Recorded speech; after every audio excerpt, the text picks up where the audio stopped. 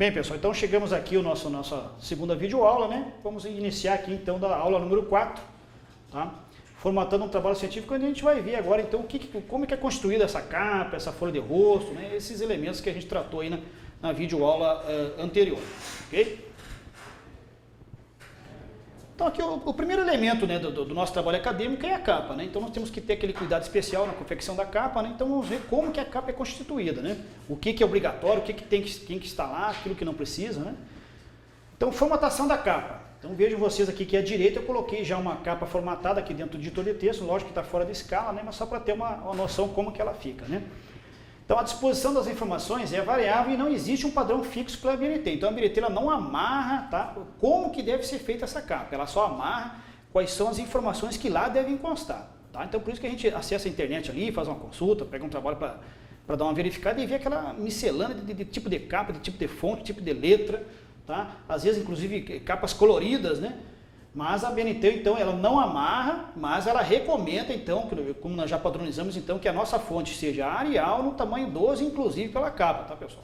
Não vamos utilizar uma fonte diferente para fins de videoaula, para fins de avaliação, para fins de prova, para fins de atividade, né? Vai ser dessa forma que eu vou cobrar.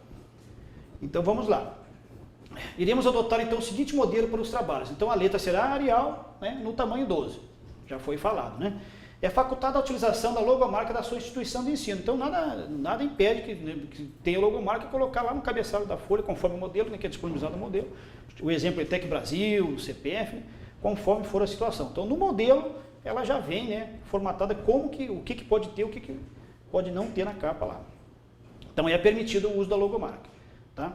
Todas as medidas são distâncias da borda superior. Então, isso aqui, pessoal, é importante. Então, as medidas que eu vou passar agora aqui, que constam da norma técnica, então é sempre da borda superior da folha, tá? Não é da margem, é da borda superior da folha. Então, a partir dali eu tomo a minha medida, né, poder, então, inserir a informação.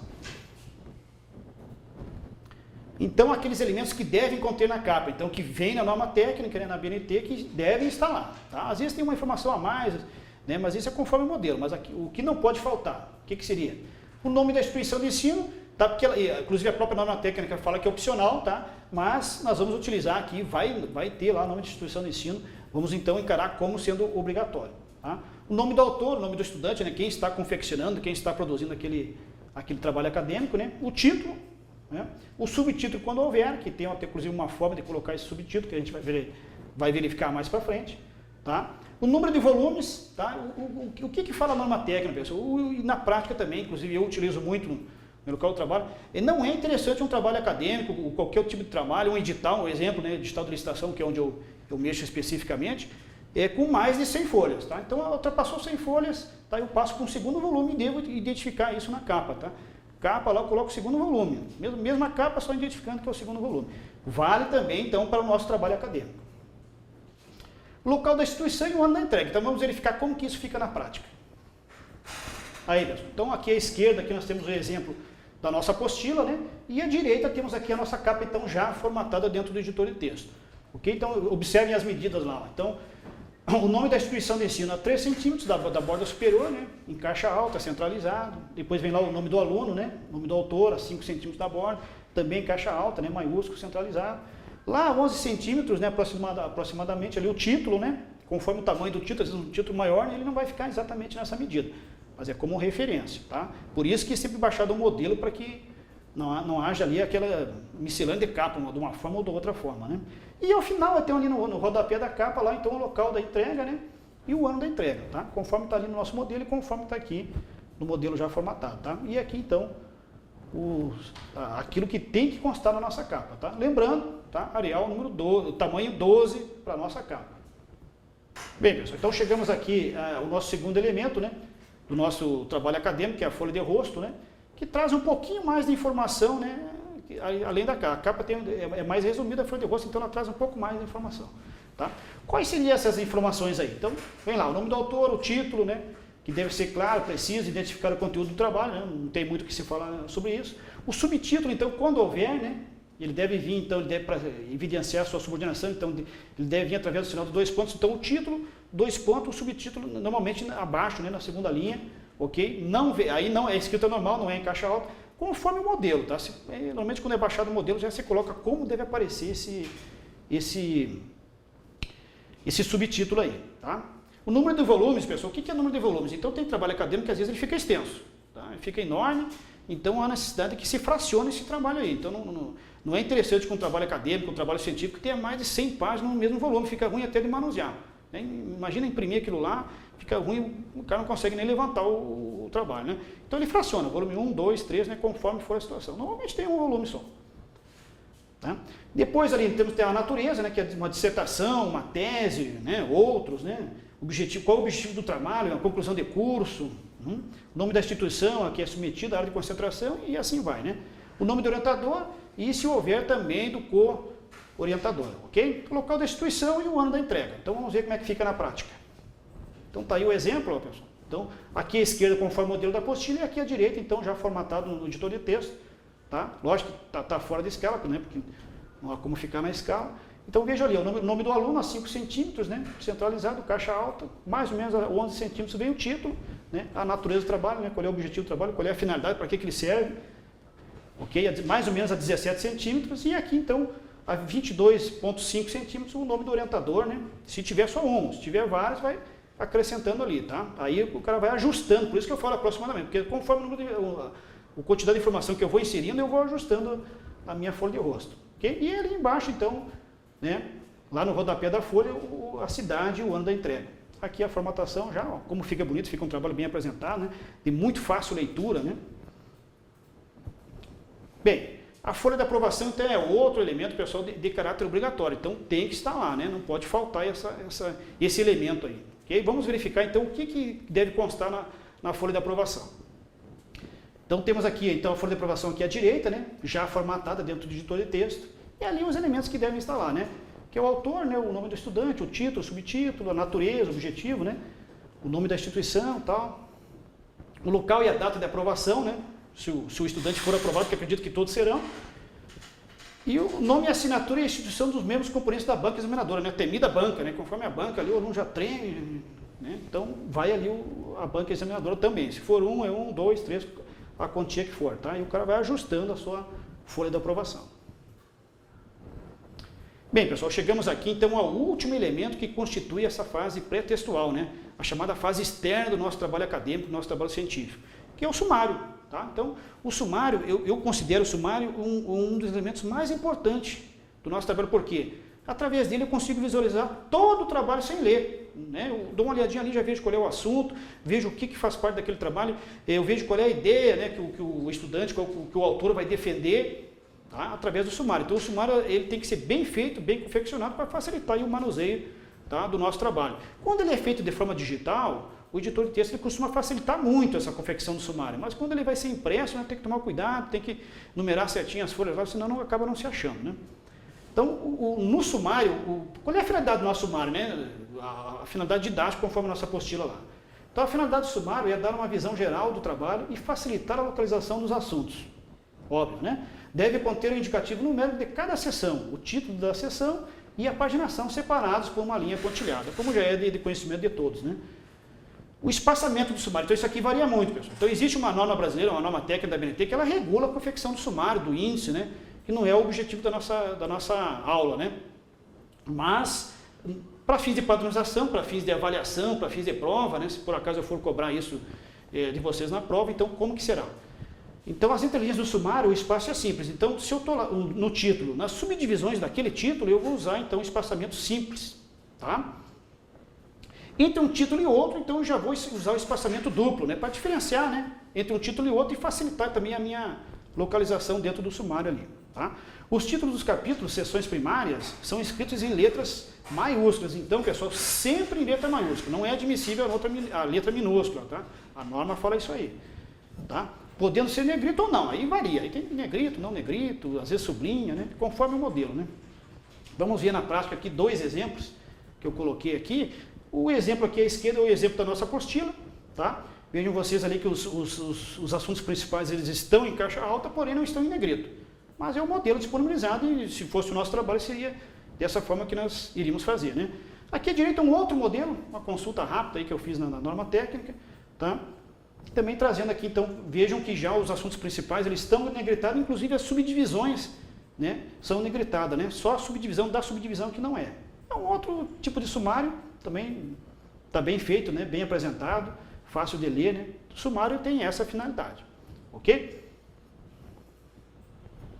Bem, pessoal, então chegamos aqui à nossa aula 5, tá? Onde nós vamos aprender aqui a fazer aí as citações, as referências em trabalhos científicos ou acadêmicos. Então não há como a gente falar aqui num trabalho acadêmico, num trabalho científico, sem falar em citação e sem falar em referência. Obrigatoriamente eu vou ter que fazer isso aí. Por quê? Eu vou ter N fontes de consulta. E essas consultas, se eu trouxer para dentro do meu trabalho, seja eu escrevendo lá ou acrescentando no meu trabalho, ou apenas consultei, eu vou ter que fazer a referência. Não há como fugir disso aí. Então a norma técnica, ela regula, né, como eu devo fazer isso aí. Vamos verificar. É um assunto bastante interessante porque é um assunto do nosso dia a dia, né? Toda hora a gente está vendo isso aí, em diversos documentos que a gente, hora ou outra, recebe, né? Então, pessoal, o que seria uma citação? Então, conforme aqui a definição da nossa apostila, então vamos verificar aqui. Ao utilizar no texto um trecho que não é seu, você está fazendo uma citação, né? É muito importante identificar essa citação, sob pena de cometer aí um plágio, né? Coisa que hoje em dia até que não deveria falar, mas é bastante comum, né? É comum que as pessoas coloquem frases no seu trabalho que não foram elaboradas por elas, sem identificá-las como citação. Então, pessoal, só lembrando aqui, o plágio, inclusive, ele pode ser enquadrado como crime, né? Dependendo da situação, se o autor fizer uma denúncia, ele pode, aí, o responsável pode ser, inclusive, ser alcançado aí pela lei, né? Então tem que se tomar um cuidado. Então, fez a referência, leu lá a obra que não é sua, não custa nada, né? Faz a referência, faz a citação, tranquilo, tá? Então, a BNT tem normas para nos ajudar nesta tarefa de escrever citações. Então, vamos ver como que nós devemos fazer isso aí. Existem alguns tipos de citações aí. Bem, pessoal, então vamos ver aqui os tipos de citação, né? Então, existem 3 tipos de citação, que é as mais comuns, que a gente vê direto no nosso dia a dia, né? Toda hora a gente está vendo, que é a citação direta, a citação indireta e a citação de citação. Vamos tratar agora cada uma delas para diferenciar, né? Então, veja ali, ó, citação direta. O que é a citação direta, né? É quando se transcreve exatamente as palavras do autor citado, né? Aquela velha palavra aí que o pessoal já deve ter ouvido diversas vezes, né? O ipsi literis, né? Até esse dia eu estava assistindo a novela ali, eu ouvi a pessoa falar lá, ipsi literis, pô, faz parte da minha videoaula. Então, se eu transcrever do texto lá, letra por letra, palavra por palavra, é uma citação direta. Não há como fugir de eu ter que identificar o autor aí, tá? Aí a citação direta, ela se divide na citação breve, né, que é aquela citação até 3 linhas, tá? E a gente vai ver mais para frente, a citação longa, que já é uma citação um pouquinho mais, né, maior, digamos assim, né? Então, o que seria a citação breve? Então, ela deve integrar o texto e vir entre aspas. A gente vai ver isso aí na prática, né? O tamanho da fonte da citação permanece o mesmo do texto. Então, já foi padronizado. A Arial 12, ela segue no mesmo tamanho, não há redução de fonte, tá? Vamos ver como é que isso fica. Um exemplo ali. Então, esse exemplo foi retirado da apostila, tá? Nós temos ali um pequeno texto, né? Então, lá para Huxley, 2001, abre o parênteses, né?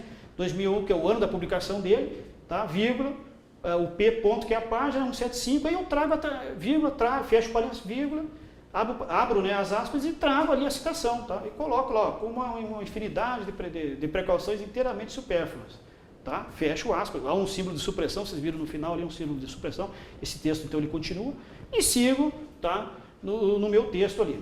Então eu identifiquei que essa citação aqui, ela pertence àquele autor lá, tá? Se for no início da frase, então ela fica daquela forma, o nome do autor fora do parênteses, ele vem então na escrita normal, né? Não é em caixa alta. Vejam vocês que no segundo exemplo aqui, ó, o nome do autor, a identificação do autor já vem ao final da citação, dentro do parênteses. Então, quando for nessa situação, dentro do parênteses, então o nome do autor é em caixa alta, tá? Eu mesmo ali, ó, Huxley 2001, na página 175, tá?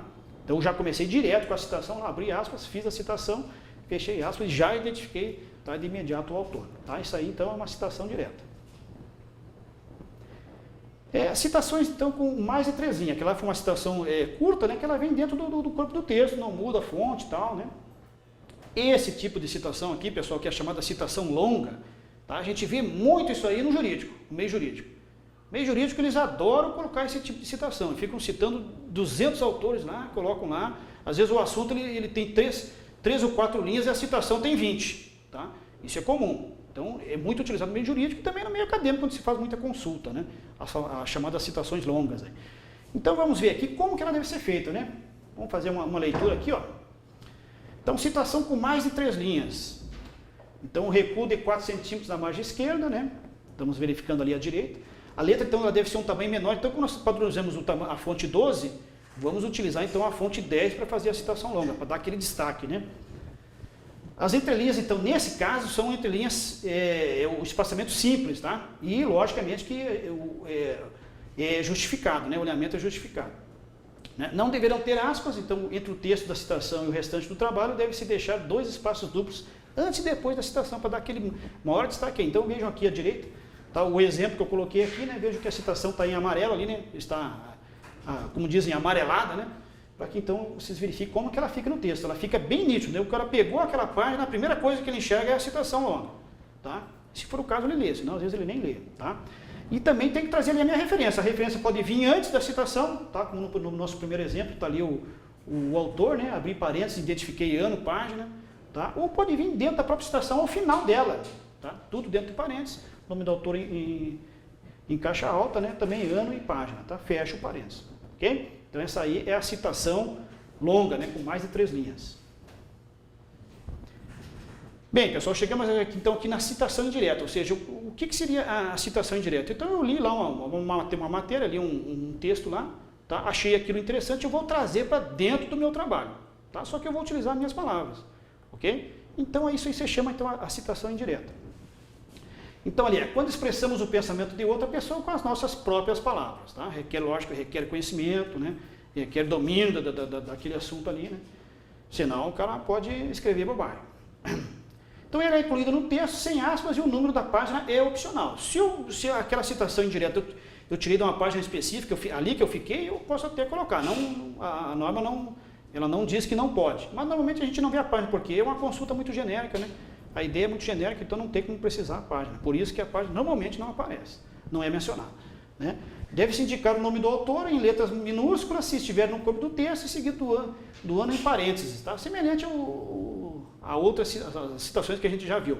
Vamos ver no exemplo aqui, que fica mais fácil de entender, né?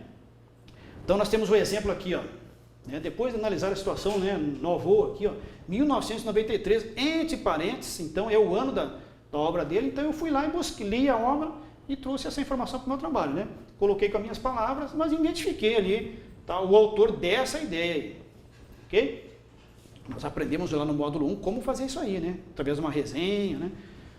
O nome do autor é escrito em letras maiúsculas se estiver dentro do parênteses, seguido do ano da publicação. Isso já foi visto, então se eu colocar o final da citação, né? Normalmente ao final, e o nome do autor estiver dentro do parênteses, ele sempre encaixa alto, tá? Como está no nosso exemplo ali, ó, no segundo exemplo aqui, né? Ao final, identifiquei o autor ali e coloquei lá, ó, Plaza, 1984, ok? É uma citação indireta. Vamos lá.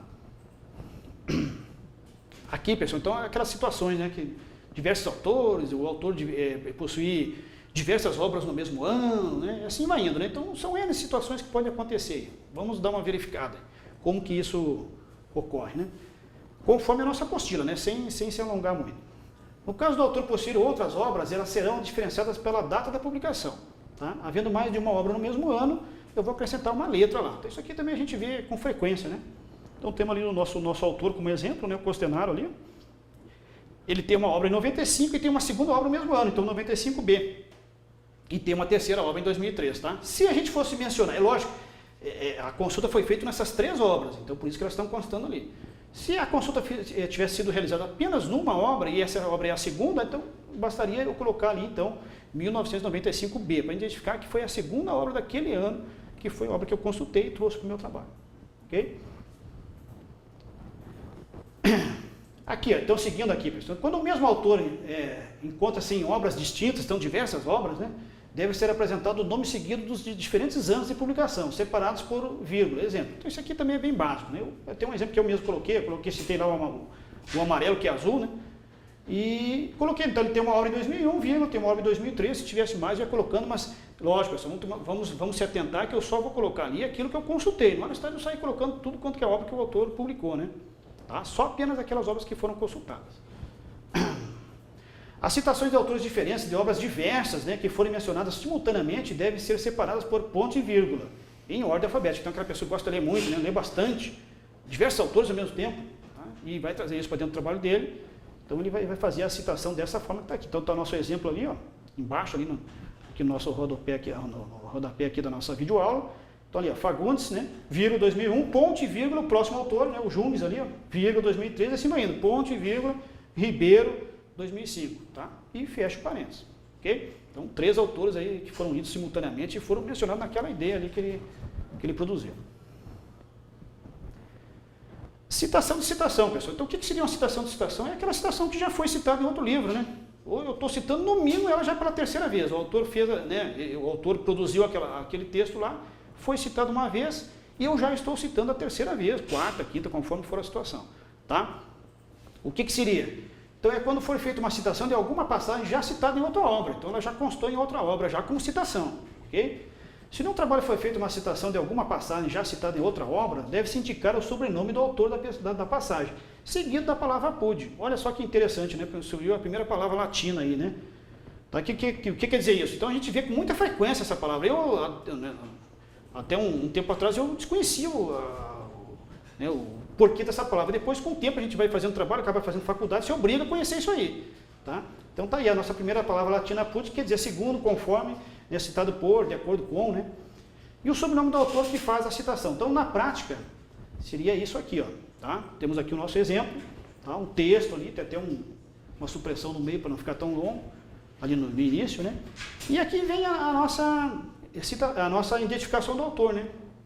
Então tá ali, ó, Fagão, vírgula, 1975, apud Bacos. Então, essa citação ela já constou nessa primeira obra, tá? E está constando agora nessa segunda, e constou nessa segunda obra aqui que eu trouxe para dentro do meu trabalho, tá? Então ela já está sendo citada no mínimo aqui 3 vezes, tá? Contando-se aí o autor, né, dessa obra aí, tá? Lá na página, então aqui Bacos 2004, na página 177, né? Específica aí, ó, a última citação eu coloco então especificamente da onde eu trouxe, tá? O autor é o primeiro ali. Notas de rodapé, então mudamos o assunto, né? Então saímos lá de referências, né, de como citar referências, como citar o autor, né, de uma citação que estamos fazendo, e passamos agora para a nota de rodapé, que também é bastante interessante a rodapé, porque ela acrescenta informação no nosso trabalho. Às vezes, dependendo do leitor, ele tem ou não tem aquela informação, e a nota de rodapé ela complementa para quem não tem, né? Quem já tem aquela informação, ele passa direto, ele não olha a nota de rodapé.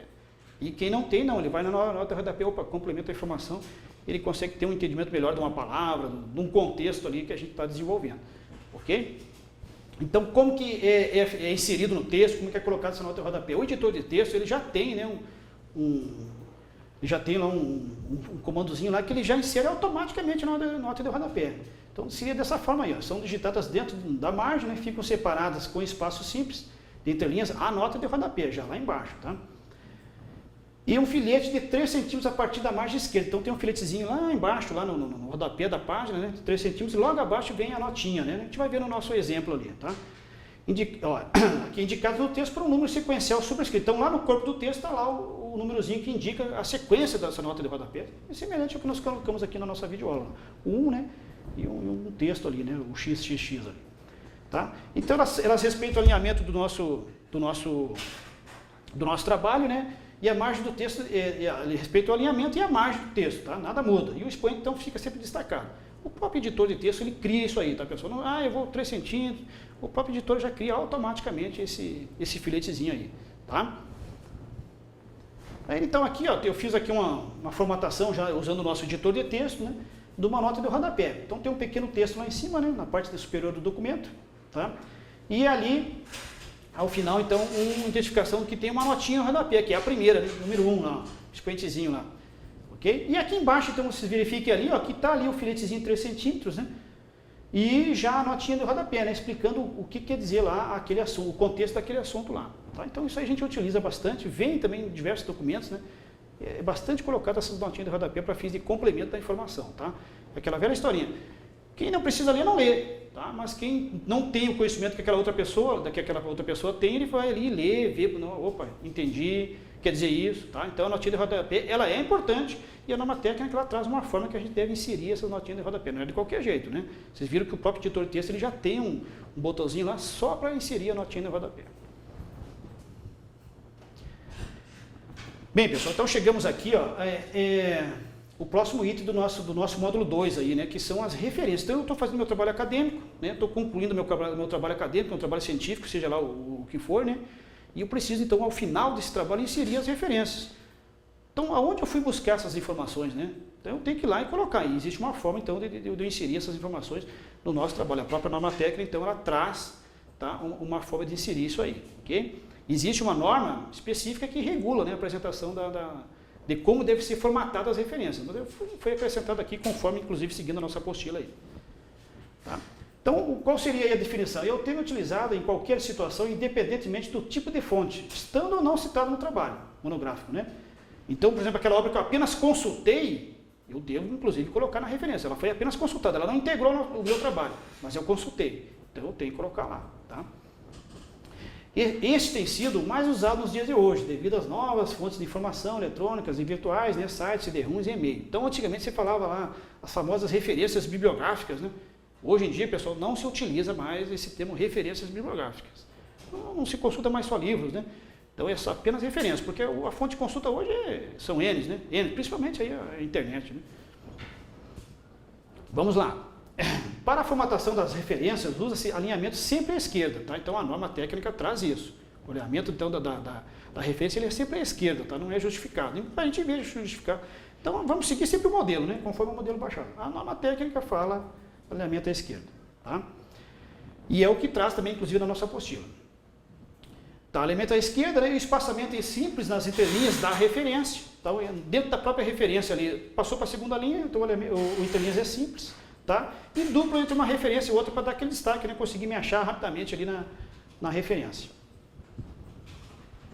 Aqui nós temos alguns exemplos de referências, né? Então, para que o estudante possa verificar, inclusive consta da nossa apostila lá. Tá? Por exemplo, a referência de um livro, né? Muito comum também utilizar para trabalho acadêmico, trabalho científico, que se consulta ainda muito livro, apostilas, né?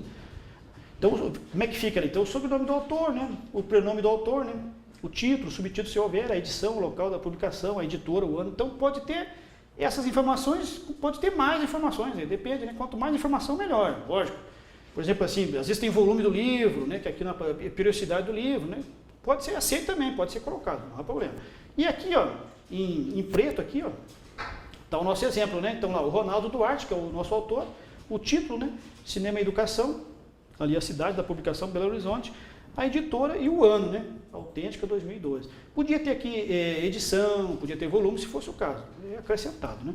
Um segundo exemplo ali, ó, né? O nosso segundo exemplo lá embaixo, no rodapé da nossa videoaula, né? O outro ali, ó, o Carlos Antônio Gil, né? Como elaborar projetos de pesquisa. Terceira edição, São Paulo, Atlas, 1993, na página 159. Então já amarrou lá na página 159. Foi lá que ele trouxe a informação. Apenas ali. Ele não saiu fora dessa página aí, tá? E assim segue, pessoal. Então, nós aqui temos referências de revistas, de periódicos, tá? Que é semelhante à referência do livro, tá? Sobrenome, nome do autor, o título do artigo, né? O nome da revista, né? O número da edição, a página, o mês, o ano, né? Temos ali o nosso exemplo, tá? Aqui, no nosso exemplo, aqui a gente já verifica algo diferente, né? Tem mais de um autor ali, ó. Então, quando tiver mais de um autor, o que acontece? Então, o primeiro autor, ponto e vírgula, e o segundo autor, tá? Nós vamos ver mais para frente que quando tiver mais de 3, não se costuma mencionar quando tem mais de 3, né? E aí vem ali o título da publicação, né? Bem extenso, bastante informação, ó, tá? São Paulo, no volume 11, número 2, lá na página 93 até a 203, a periodicidade da revista, julho e dezembro, né? No ano de 2000, tá? Essa é a referência, então, de onde a gente foi buscar a informação. Seguindo, então, aqui, ó, o que mais é utilizado hoje, então, são as referências de artigos procurados na internet, né? O famoso Google aí. Tá? Eu só aconselho cuidado com essas informações que tem que ser sempre em sites oficiais, sites que já são reconhecidos, né? Porque muita informação ali, se não validar, vai falar bobagem, vai acabar passando vergonha.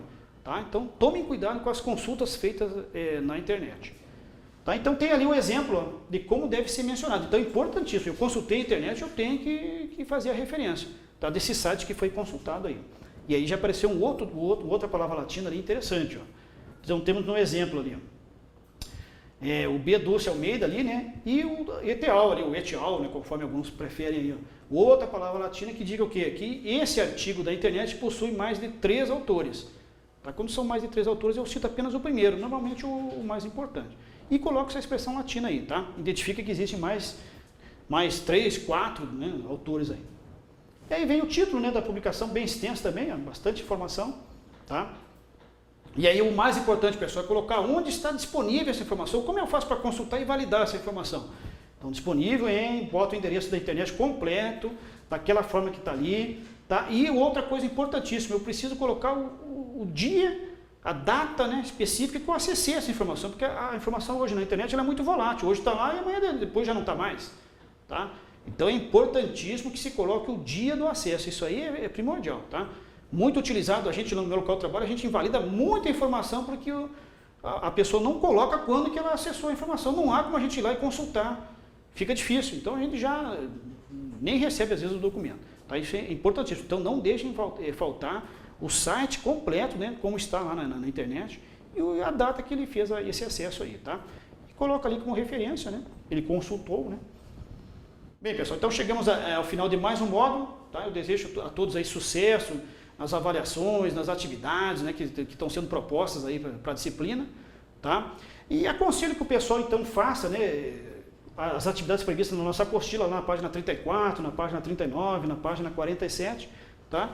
E nós a gente se verá novamente aí no módulo 3, tá? Onde a gente vai dar continuidade à nossa disciplina, onde vamos fazer um encerramento com todos os restantes, né, dos elementos que são obrigatórios no trabalho acadêmico, que é aqueles elementos textuais, os pós-textuais, né? É bastante interessante essa matéria aí, tá? Desejo a todos, então, felicidade, boa noite.